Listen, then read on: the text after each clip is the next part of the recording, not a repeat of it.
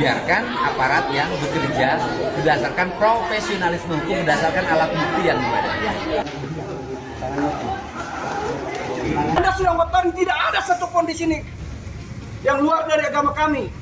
Sekarang Anda kotorin ini. Yang pemilik rumah di Sukabumi di desa Tangkil itu siapa?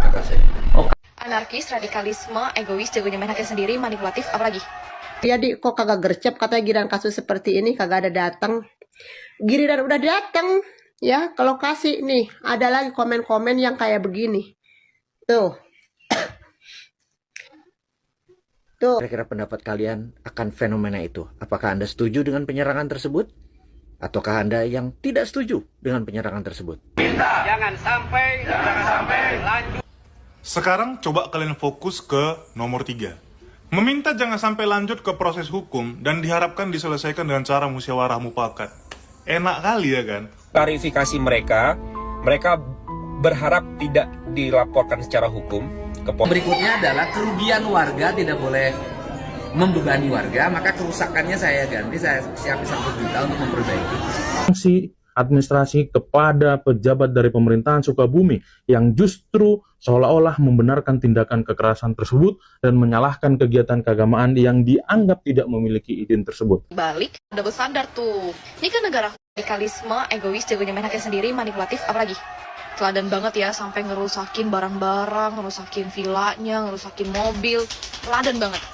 Dan jangan lupa, biasa juga ada double standar tuh. Ini kan negara hukum ya. Semua ada hukumnya, ada aparat penegak hukum. Kenapa nggak dilimpahkan kepada aparat penegak hukum? Kenapa main hakim sendiri? Nanti dibalik, ya role-nya dibalik, nggak terima. Masa sih diantara banyaknya orang itu nggak ada satupun yang berpikir kayak, coba yuk kita pendekatan dulu, kita coba ngomong baik-baik dulu, saya dengan kepala dingin. Masa nggak ada sih mikir kayak gitu?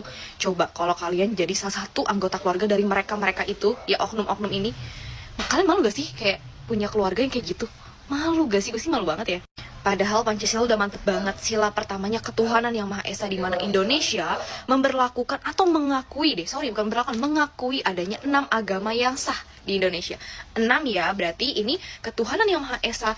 Kita negara Indonesia punya 6 agama, bukan 1 agama. Gak usah mikirin Indonesia masih gimana-gimana banget deh, gak usah ya. Dari hal simpel aja dulu ya, tolong SDM-nya dibenerin dulu. Udah 2025, masa masih gak bisa hidup damai dan berdampingan secara tentram gitu. Salam toleransi. Yang lagi rame terkait kasus di daerah Cidahu Sukabumi udah pada tahu kan? Pasti dong, nggak mungkin nggak tahu. Cuman di sini gue mau membahas terkait komentaran kembali nih dari Tumila yang ada di Jawa Barat gitu ya. Kemarin-kemarin ngomong katanya mana nih Gubernur Jawa Barat, katanya Deddy Mulyadi, kok kagak gercep, katanya giliran kasus seperti ini kagak ada datang.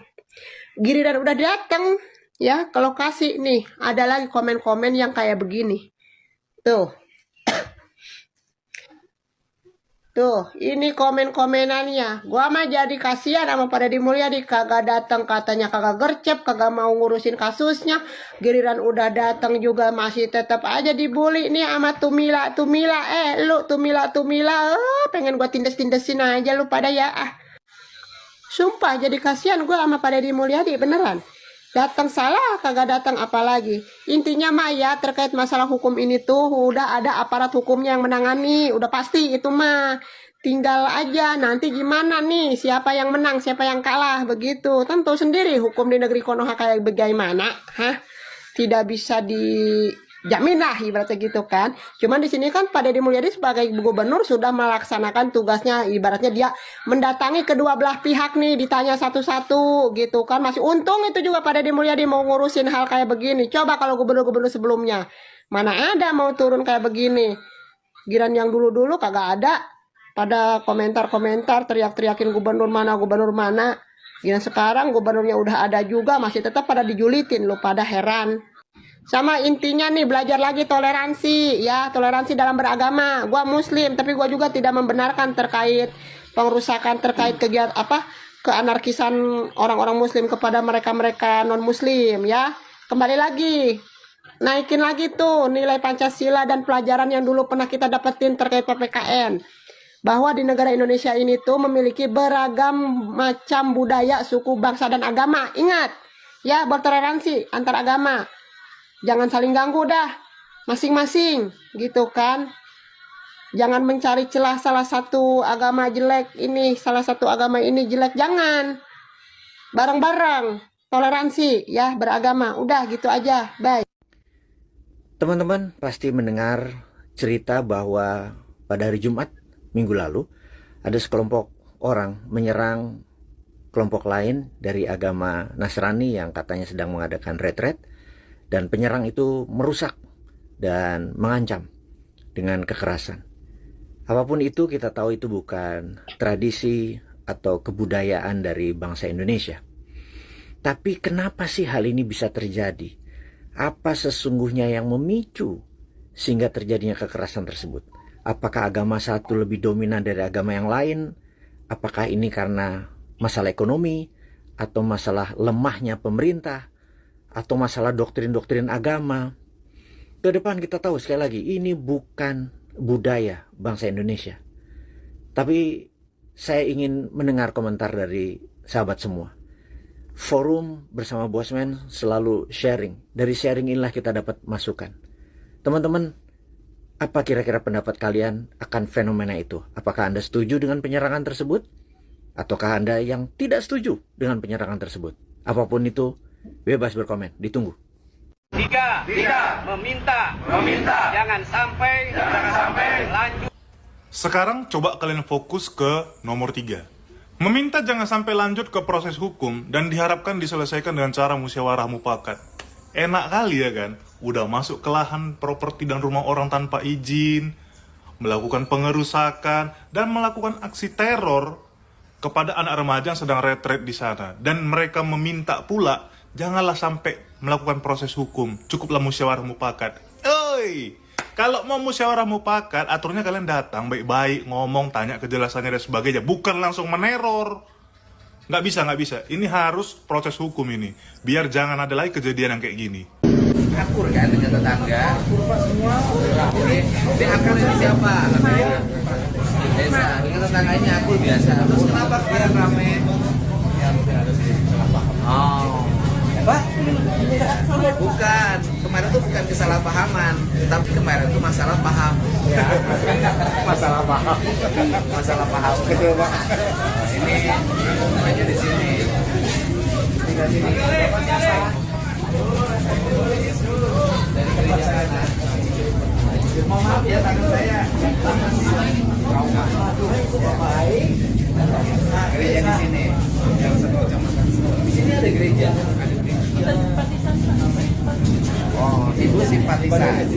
Ibunya Kristen apa sih? Protestan. Gereja di sini gereja apa? Oh, GKI. GKI Bata ya? Oh, dia Kristen Indonesia. Tapi ibu gerejanya itu di gereja Kristen Indonesia. Iya. Karena aku cari aja yang bisa. Kalau aku kan Manado. Kalau aku di Manado kan. Jadi kita keluar Manado, kenapa sih nggak putih? Ya. Ibu Manado kenapa nggak putih? Apa sudah terlalu panas? Tapi hati putih malu. Biasanya orang Manado pada putih. Cucunya nih. Cucunya yang kemarin. Oh, yang kemarin. Tapi nggak apa-apa kan? Sudah ini. Ada ininya, ada konselingnya. Penangannya belum. Psikolog anaknya belum. Nanti dibantu sore ini. Ini. Ya. Gitu.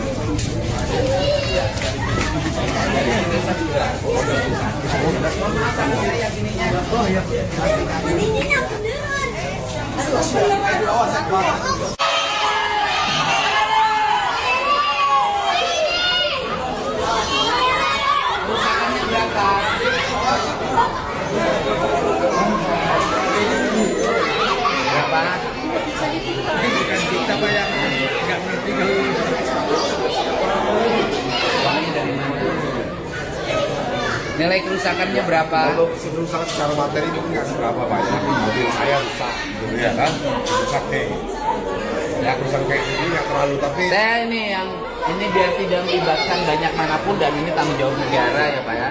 Kan saya kan kalau kerusakannya saya nyiapin 100 juta ya untuk recovery, untuk bantu semua. Ini gubernur, pribadi gubernur ya. Saya nanti siapin rekeningnya, saya transfer 100 juta untuk perbaikan seluruh kerusakan yang ada di sini, ya kan? Kalau recovery sosial kan ibu dengan warga kan baik, selama ini nggak ada masalah kan. Tinggal barangkali aspek yang hukum ya kita serahin aja ke aparat. Ya Pak ya, ke aparat ke jajaran Polres. Tindak lanjut hukumnya kita serahkan sepenuhnya dan semua pihak bersikap objektif. Selesai gitu Bu. Tugas gubernur kan itu Bu. Memastikan warganya rukun, memastikan tidak ada pelanggaran hukum, dan kalau ada pelanggaran hukum biarkan aparat yang bekerja berdasarkan profesionalisme hukum, berdasarkan alat bukti yang ada, ya kan? Pak Kapolsek itu kan ya Pak, ya kan? Kemudian yang berikutnya adalah kerugian warga tidak boleh membebani warga, maka kerusakannya saya ganti, saya siapin 1 juta untuk memperbaiki. Tapi yang berikutnya saya memberikan saran ke depan agar bangunannya disesuaikan dengan konstruksi lingkungan, karena saya pencinta alam. Nah, kita ini kalau bertuhan pasti selaras dengan alamnya. Kayak saluran air tidak boleh ditutup, tidak boleh mengganggu. Itu saya bersikap itu pada siapapun objektif. Jadi fungsi saya di situ ingin mengembalikan, menyelaraskan alam di Jawa Barat, mengembalikan keharmonian masyarakat untuk menghormati perbedaan. Yang ketiga, melakukan penegakan hukum. Yang bertugas menegakkan hukumnya dari polisi. Cukup kan? Selesai ya.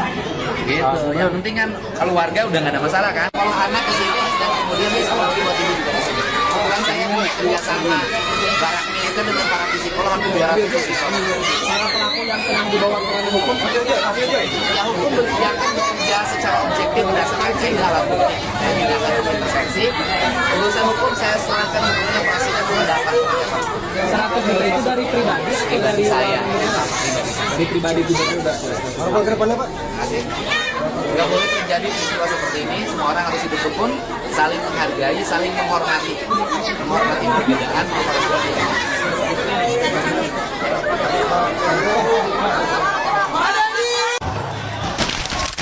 Pembahasan hari ini berkaitan dengan kejadian di Cidahu, Sukabumi, di mana sekelompok orang yang mengatasnamakan agama tertentu melakukan pembubaran terhadap kegiatan keagamaan, kita sebut saja agama Kristen, dengan menggunakan cara-cara yang kekerasan dan menghancurkan simbol-simbol agama Kristen. Para pelaku pengerusakan, pembubaran kegiatan keagamaan tersebut mendalilkan bahwa kegiatan tersebut dilakukan tanpa izin. Lalu, apakah kegiatan keagamaan yang dilakukan tanpa izin serta-merta memberikan hak kepada agama tertentu untuk melakukan pembubaran secara paksa, menggunakan kekerasan, dan bahkan menghancurkan, merusak simbol-simbol agama tertentu tersebut?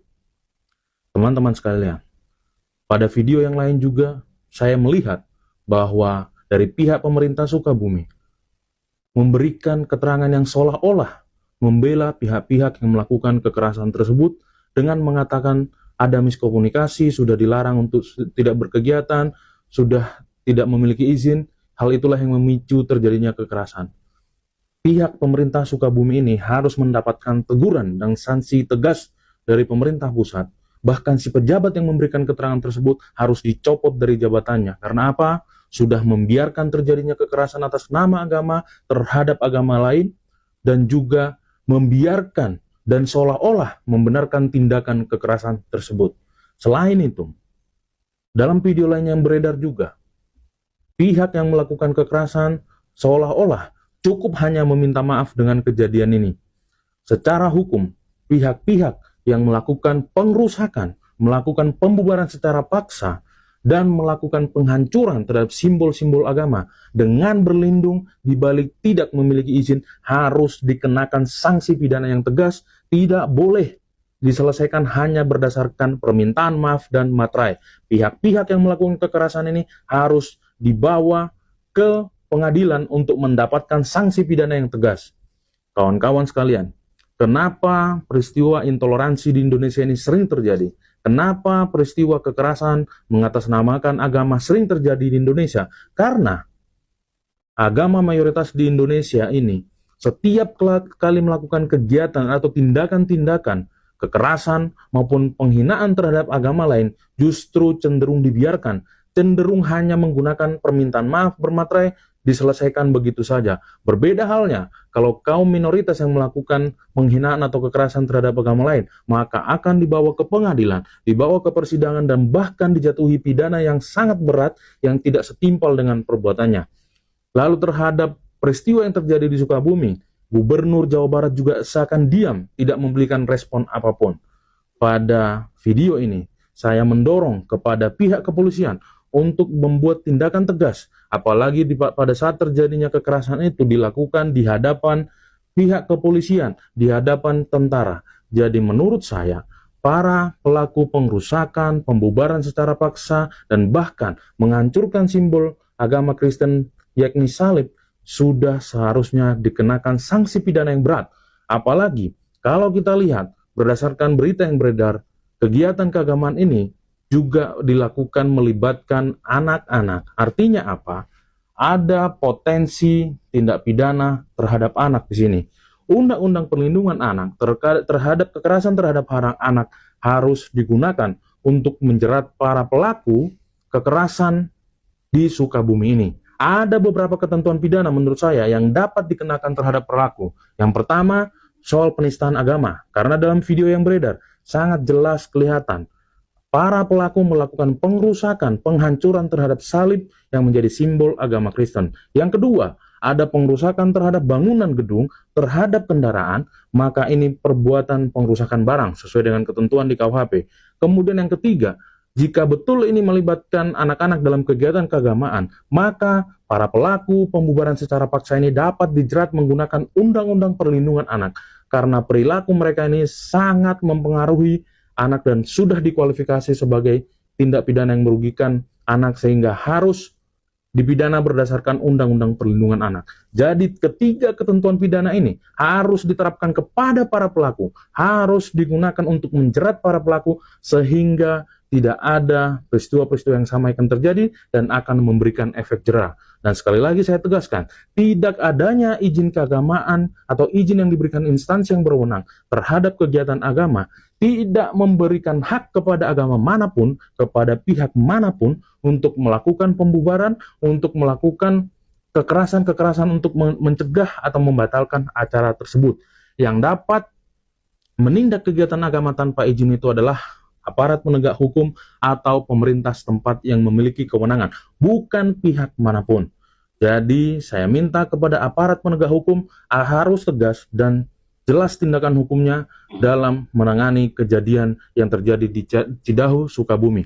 Dan kepada Bupati maupun Gubernur Jawa Barat yang merupakan pihak yang berwenang atas wilayah tersebut harus memberikan tindakan tegas, termasuk pencopotan atau sanksi administrasi kepada pejabat dari pemerintahan Sukabumi yang justru seolah-olah membenarkan tindakan kekerasan tersebut dan menyalahkan kegiatan keagamaan yang dianggap tidak memiliki izin tersebut. Sekian penjelasan dari saya, terima kasih.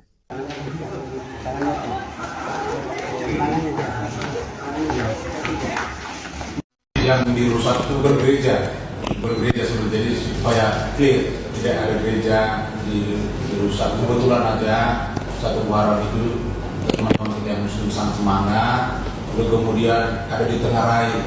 Nah, itu sebenarnya pemicunya yang pertama. Kemudian ada komunikasi yang kurang dengan pemilik villa atau penginapan itu. Jadi mereka bukan ibadah, karena dari itu pembinaan seperti dengan Pak Kapolres tadi.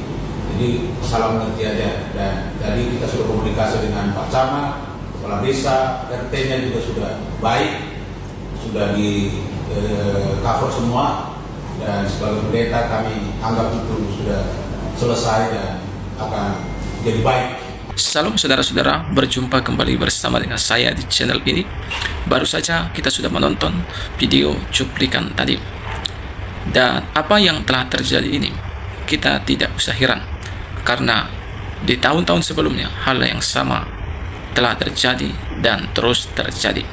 Seolah-olah pemerintah diam terhadap hal ini, dan bahkan pemerintah yang ada di sana seolah-olah mendukung pelakunya dan membenarkan pelakunya.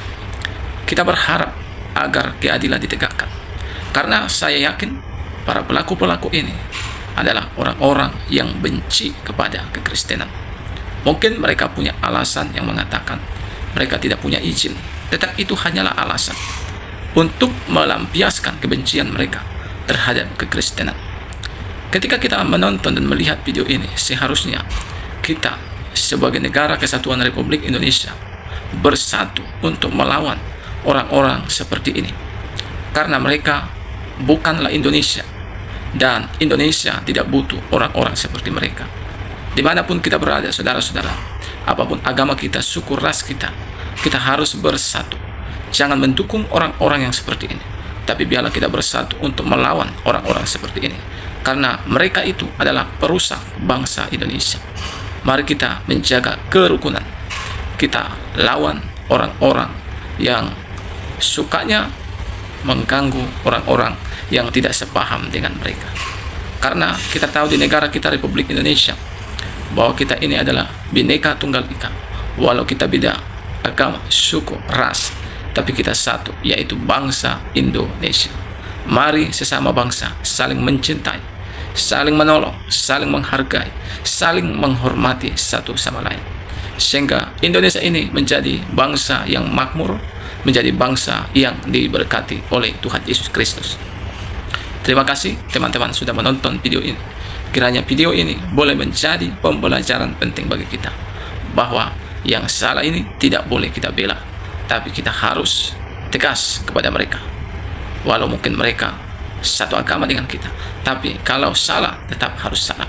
Dan kiranya pemerintah berani untuk bertindak tegas, supaya siapapun di balik oknum-oknum pelaku ini segera diproses, dan pelaku-pelakunya juga diproses, agar ini menjadi efek cerah bagi yang lain. Tuhan memberkati kita semua.